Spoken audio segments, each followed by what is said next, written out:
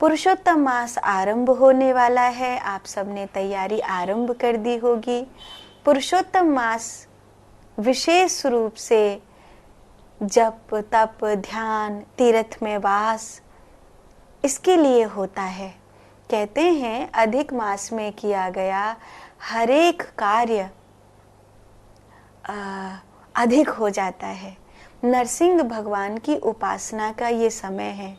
ओम नमो भगवते वासुदेवाय, इस मंत्र का स्मरण करना चाहिए। ओम श्री कृष्णाय नमः, इस मंत्र का स्मरण करना चाहिए। ओम श्री नरसिंह देवाय नमः, इस मंत्र का स्मरण करना चाहिए। कृष्णाय वासुदेवाय हरे परमात्मने प्रणत क्लेशनाशाय गोविंदाय नमो नमः, इस मंत्र का स्मरण करना चाहिए। अधिक मास में जितने जितने मंत्रों का स्मरण करेंगे आप, जितने जितने आप भक्ति भाव को धारण करेंगे, तीर्थ में वास करेंगे, अधिक मास आपके लिए और अधिक फल देने वाला होगा। अधिक मास में कुछ चीज़ें ऐसी हैं जो छोड़ देनी चाहिए और कुछ चीज़ें ऐसी हैं जिनको अपना लेना चाहिए। अधिक मास में विशेष रूप से कोई शादी ब्याह नहीं करते हैं, कोई गृह प्रवेश नहीं करते हैं, कोई विशेष सांसारिक मांगलिक कार्य होता है वो नहीं करते हैं। अधिक मास में आप कोशिश करिए कि आप मांस मदिरा और कोई भी व्यसन वाली जो चीज़ें हैं उनको ना लें। कोशिश करिए कि प्याज लहसुन का भी अधिक मास में त्याग कर दीजिए, कम से कम 1 महीने के लिए छोड़ दीजिए। तीसरा, अधिक मास में कोशिश करिए कि किसी से भी झगड़ा कलेश वाद विवाद इन सबको दूर से ही कह दो, भैया अगले महीने देखेंगे, इस महीने रहने दो, इस महीने शांति रखो, ऐसा।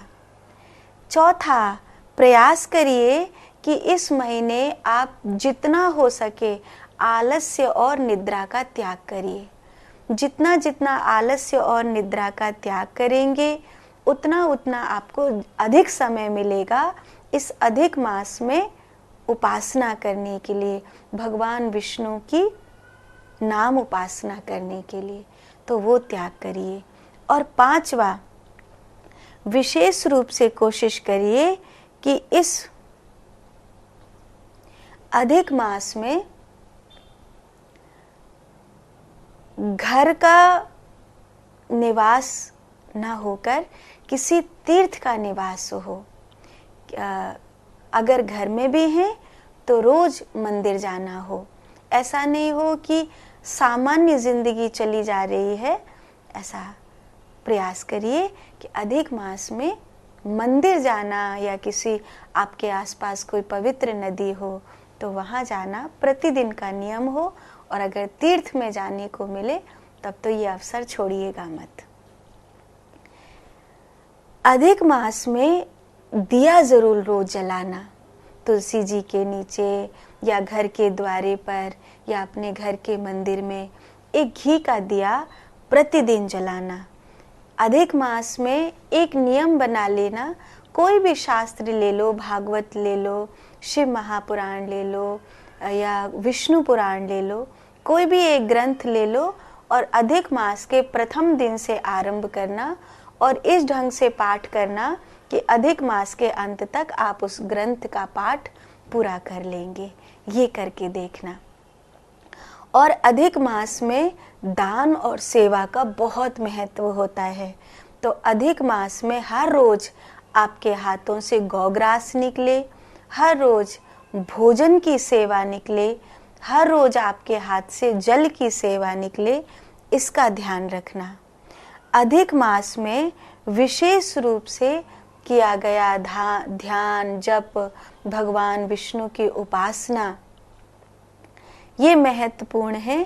तो कोई भी एक मंत्र ले सकते हो और उसकी गिनती सुनिश्चित कर लीजिए कि मैं इतनी गिनती तक इस महीने में जाप करूंगा। तो उस गिनती से उतनी ही माला प्रतिदिन करिए कि आप अधिक मास पूर्ण होने तक वो गिनती पूरी कर लें। जैसे 24,000 मंत्रों का एक पुनश्चरण होता है, 1.25 लाख मंत्रों का एक पुनश्चरण होता है। ऐसे करके पुनश्चरण की गिनती होती है। 3 लाख मंत्र का होता है, 1.25 करोड़ मंत्र का एक पुनश्चरण होता है।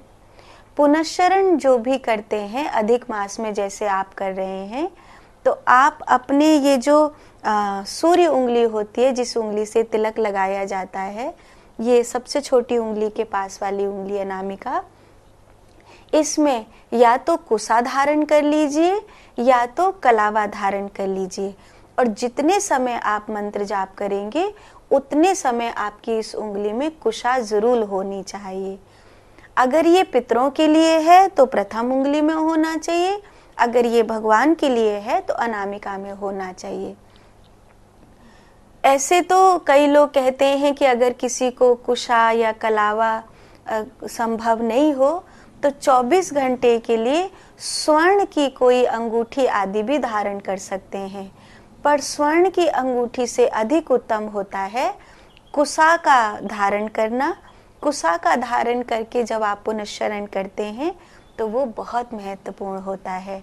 अगर कुशा, कलावा यह सब आपके लिए उपयोग करना गृहस्थ जीवन में संभव ना हो, हम लोग तो कर लेते हैं, पर अगर आप एक गृहस्थी हैं और आप अपने नित्य प्रति के कार्यों को निर्वाह कर रहे हैं और उस बीच में आपको माला झोली लेकर के उतने मंत्र जाप भी करने हैं, तो आप ये संभव नहीं हो, तब आप कोई स्वर्ण का अंगूठी या छल्ला कोई भी धारण करके अपना पुनश्चरण पूरा कर सकते हैं।